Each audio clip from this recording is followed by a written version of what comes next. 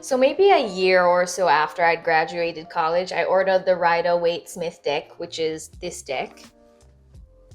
It's kind of the most iconic one, off Amazon, and it sat on my shelf unopened for a while. I don't even know why I ordered it, but I do remember having an impulse to do it. Like if I saw an image that was like an image from a tarot card, I would have known that, oh, that's from that thing, but I wouldn't even know that it's called a tarot card, you know? I just, yeah, I have no idea why I did it, but I did.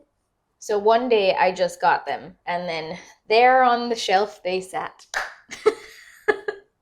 for a long time. So after 2 years, 2 actual full years, I finally took them out of the box and I went through all 78 cards and the booklet that came with it. I've long since lost that booklet of this one. And I started to pull 1 card a day. And at that time, I had no idea what they meant. So I'd reference the book that came with it. It's like a small thing and it's just like 1-word answers for everything. But I'd reference that. And when I read them every day, like it didn't really make sense, you know, like it felt very foggy. After a while I stopped doing that, and instead I just started to look at the card and see what it was and like how it felt to me. And eventually I was like, I could start to develop a sense of, oh, this feels this way whenever I draw it, you know? And after a few months of doing that, I started reading for other people. I did not charge for it because, you know, I only had like a couple months worth of experience. But in the context of my life, it didn't always make sense because you're not always the best judge of your own situations. It is nearly impossible to be objective about it. So I wanted that context of how do these images, how do these feelings translate when I pick them up in other people's lives. So that's why I started reading for other people. It was purely because I wanted to know more. I wanted to feel more. I loved it, even though I did not know very much about it. Fast forward maybe like a year, and I am browsing the interwebs for more stuff about tarot. At the time I was living in LA and I just wanted to learn more. Like I wanted to learn as much as possible as I could about tarot.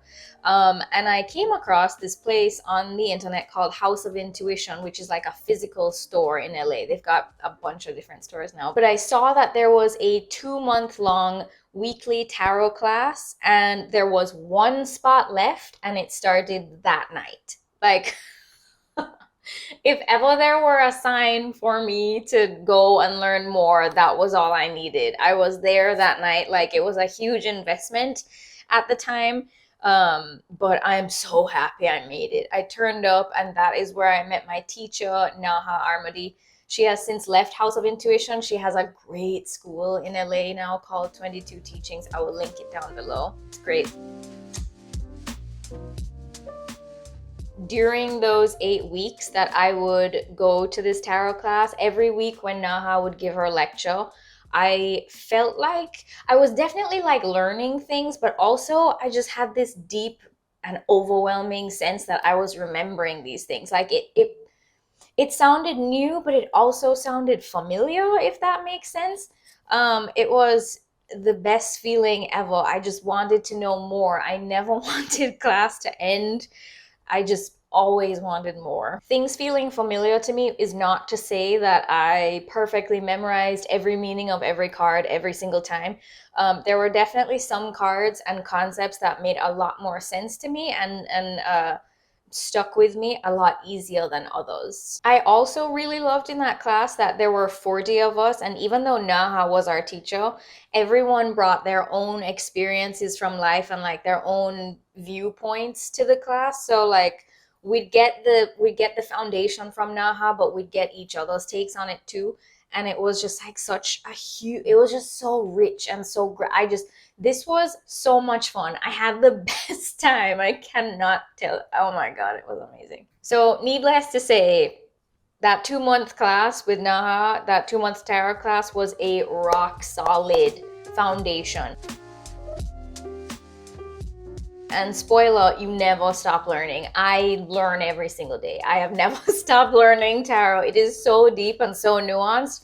My God, thank God you can't know it all. I'm just, oh, it's insatiable. There are 3 main ways that I've gone about continuing to learn. And the first one is experience, reading for other people. This was the main way and is the main way that I keep learning about tarot. It was definitely terrifying at first because you feel like you have no idea what you're doing. The imposter syndrome is real. But the more you do it is the more you can start to like feel the subtle differences in each card, how they play in different scenarios and how they translate and filter through you. Because as you may or may not know, tarot has like a foundation and stuff, but you and your cards have your own specific relationship, and the 2 of you develop a language that only you 2 can speak. So like 5 different people can pull the same cards, but everyone will get a different message because the filter is different, and all ways are correct. Like there is no wrong way. All that to say, you develop a language, and I was developing my language through reading for other people and with other people. That was my biggest teacher. It was invaluable to pick up how things felt, like how certain cards felt in my body and my spirit and all these things. And like identifying patterns that I saw over and over again and like being able to place them. It was thrilling. So yeah, highly recommend reading for other people. Just like dive in the pool. Just go do it. Just do it. I think technically this could also work with reading for yourself, but like I mentioned earlier, it's kind of difficult to stay objective when you read for yourself.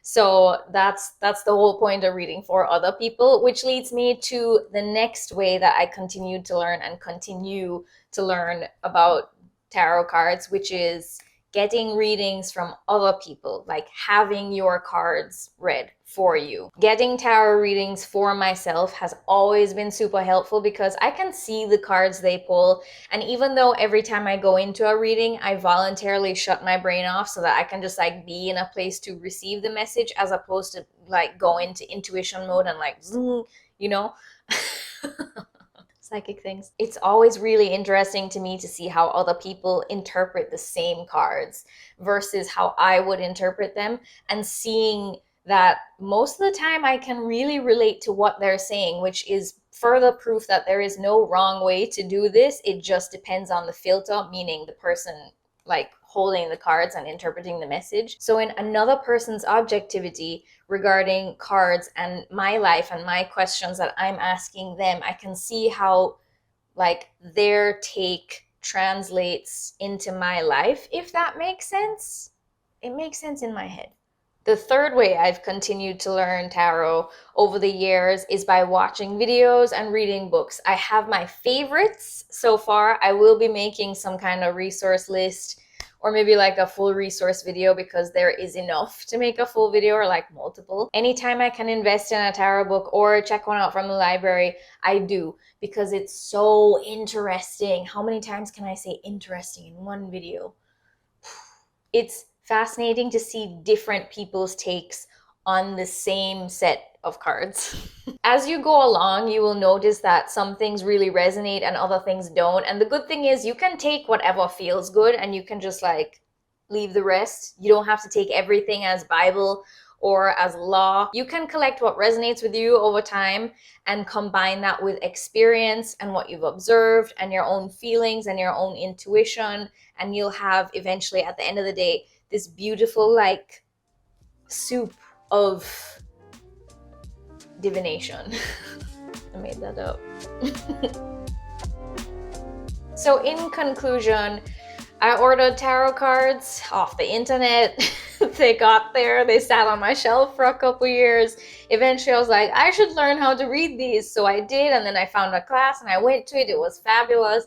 And I just kept watching stuff and reading for other people. And like, it's been like a couple years now, meaning maybe 4, since I actually like picked them out of the box. And it's been great. Like, it's changed my life. It's part of my creativity and like my life path.